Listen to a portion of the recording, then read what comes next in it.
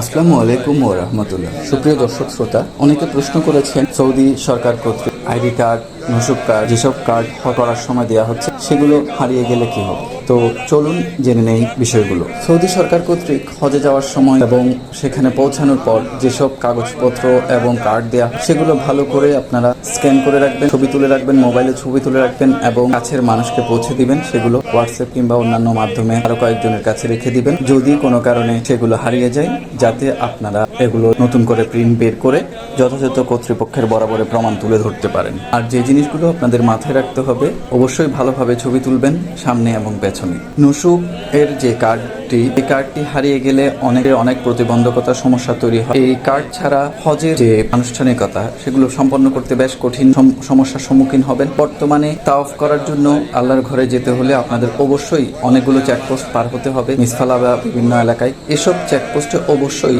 আপনাদের এই কার্ডগুলো দেখিয়ে তবেই বাইতুল্লাহতে আপনারা যেতে পারবেন। এই বিষয়গুলো আপনারা সতর্কতার সাথে খেয়াল রাখবেন এবং অবশ্যই আপনারা আপনাদের নসুক কার্ডটি গুরুত্ব সহকারে রাখবেন। সবাই ভালো থাকুন, সুস্থ থাকুন, সুন্দর থাকুন। সবাইকে ধন্যবাদ।